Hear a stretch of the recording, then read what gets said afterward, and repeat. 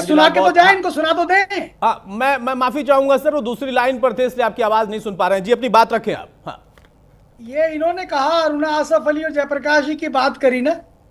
अरुणा आसफ अली और जयप्रकाश जी को लाला हंसराज गुप्ता ने दिल्ली में, दिल्ली के संघ चालक थे, छिपा के रखा था।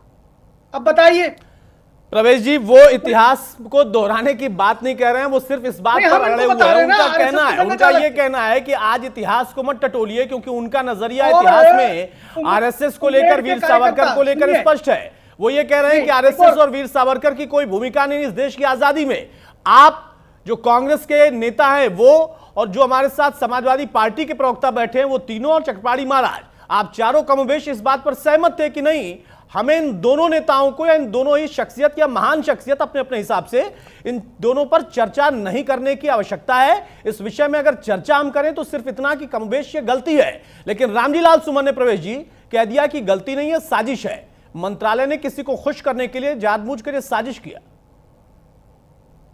नहीं अतुल जी, मैं वो तो बाकी कहानी करके गए, वो अलग विषय है। लेकिन उन्होंने बेसिकली आरएसएस को टारगेट किया और बिना पढ़े लिखे टारगेट किया। तो मैंने आपको बताया कि जिन समाजवादी नेताओं के बारे में वो बोलकर गए, उन दोनों समाजवादी नेताओं को छुपाने का काम लाला हंसराज गुप्ता ने करा, जो उस समय राष्ट्रीय स्वयंसेवक संघ के दिल्ली के संघ चालक थे। ठीक है, ये मैं नहीं कह रहा, ये तमाम सारी किताबों में लिखा है। उसके बाद राजगुरु सुखदेव को 1928 में उमरेड के कार्यकर्ता दानी, भैया जी दानी ने अपने घर पे छिपा के रखा। उसके बाद वो बाहर आए। तो ये आजादी की लड़ाई में जो योगदान है उसको लेकर के बात जो है होनी चाहिए।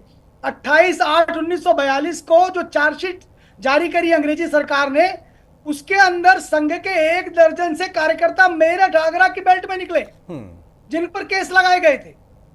तो संघ को लेकर के जो इनका एक दुराग्रह होता है, संघ को लेकर, देखिए दुराग्रह यही तो विषय है ना। अब रामजी लाल सुमन जिस समाजवादी पार्टी का जिक्र कर रहे हैं और जिन नेताओं का जिक्र कर रहे हैं, क्या वो आज की समाजवादी पार्टी थी? क्या वो उस कद के और उस पद के नेता थे, उस दौर के नेता थे जिसमें इस पार्टी का शायद गठन नहीं होगा? हाँ, समाजवाद शब्द का जरूर वहां पर चर्चा हम कर सकते हैं, या उसका गठन हो चुका होगा या रहा होगा उसका अस्तित्व, इस पर हम एक लंबी बहस कर सकते हैं। फिर वो जनता दल की बात कर लें, फिर हम कांग्रेस की बात कर लें, हम बीजेपी की बात कर लें।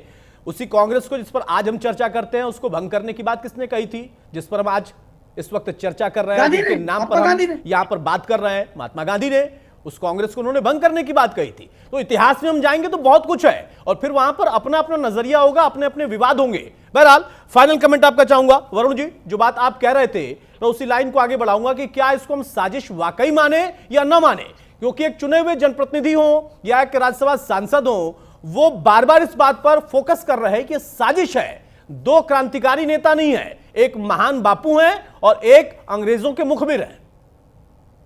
अतुल जी, सांसद को इतनी पावर होती है कि वो अपना एक पत्र लिखेगा ना तो उसकी जांच हो सकती है। आप एफआईआर भी दर्ज करा सकते हो, आप जांच के लिए पत्र लिख सकते हो, स्पीकर को लिख सकते हो, प्रधानमंत्री को लिख सकते हो। सबसे पहले तो वो लेटर लिखना चाहिए उनको। एक सांसद इतना पावरफुल होता है तो वो अपनी पावर का इस्तेमाल करना चाहिए सबसे। दूसरी बात मैं कह रहा हूँ, विज्ञापन सबको ही पता है, किसी ना, या तो इसमें मानसिकता, कोई मानसिक विकृति है या कोई टेक्निकल मिस्टेक है, क्योंकि सरकार के जो भी विज्ञापन आते हैं वो एक अप्रूवल होकर के आते हैं। किसने अप्रूवल दी उसकी जांच होनी चाहिए। तो सांसद महोदय को लिखना चाहिए, इसकी जांच करके 30 दिन में आप मेरे सामने, इनके पास तो राइट है, प्रेरोगेटिव है एक सांसद का, वो तो कर सकते हैं। अभी ऑनगोइंग संसद भी चल रही है, अपना प्राइवेट प्रश्न दे सकते हैं।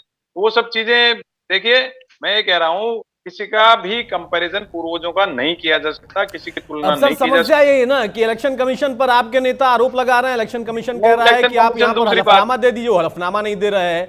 आप सांसद को कह रहे हैं कि उनके पास पावर है, वो वक्तव्य तो दे रहे हैं, लेकिन वहां पर चिट्ठी लिखने का काम नहीं कर रहे हैं। वहां जो करना है वो तो कर नहीं रहे, बाकी सवाल उठाना बहुत आसान है। बहरहाल अखिलेश भाई, फाइनल काउंटर ही आपका। मेरा सवाल सिर्फ इतना है कि आपके सांसद को भी आपने सुना, कमोवेश वही बात आप भी कर रहे थे, इसे हम साजिश के तौर पर ही देखें या गलती समझकर माफ कर दें? नहीं, ये अतुल जी, ये पूरी तरह साजिश है, और देश को जिस तरफ ले जाने की कोशिश कर रही है इस वर्तमान सरकार, इसका हम सब लोग विरोध करते हैं। और सावरकर को किसी भी लिहाज से ना महापुरुष माना जा सकता है, ना उनको वीर, आप जो मर्जी को, हमें तो जो इतिहास कहता है उससे तो कहीं उनके वीरता के प्रमाण नहीं मिलते हैं। ये इतिहास। और अतुल जी, इतिहास इसलिए लिखा जाता है कि आने वाली पीढ़ियां ये तय कर सके कि पीछे किसने क्या काम किया राष्ट्र के निर्माण में। हम मानते हैं कि जो हमारे माननीय सांसद अखिलेश भाई, मैं आपको मान लूं या आपके सांसद को मान लूं, अभी आप थोड़ी देर पहले सुन रहे होंगे उनको, उन्होंने कहा कि इतिहास मत जाइए, आप कह रहे हैं कि इतिहास को मानिए।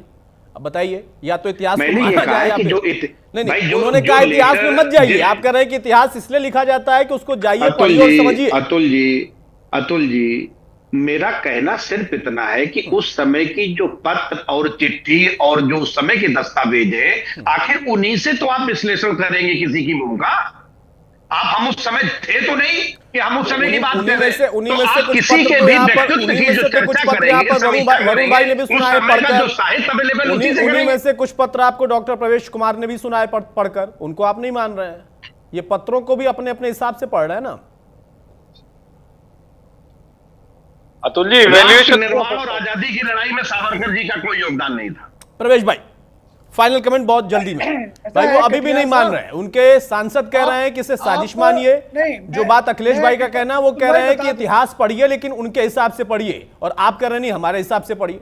ऐसा है, इतिहास जो है वो तो बहुत सारा ऐसा है जो बताया ही नहीं गया। ये कटियार जी जिस समाज से आते हैं उस समाज के इतिहास को कभी इतिहासकारों ने लिखा? वो नरेटिव्स में आया, वो लोकगीतों में आया, उन लोकगीतों को लिखा। मैं प्रोफेसर हूं यूनिवर्सिटी में, हम जैसे लोगों ने लिख करके दिया तब वो इतिहास निकल कर आया। तो आपके इतिहास को भी और अखिलेश यादव के इतिहास को भी इतिहासकारों ने लिखा नहीं था। इसको समझ लीजिए, इस देश में सबाल्टर्न स्टडीज पे काम नहीं हुआ और ना इतिहास में उनको जगह दी गई। तो क्या हम उनको नकार दें कि उनका योगदान नहीं था?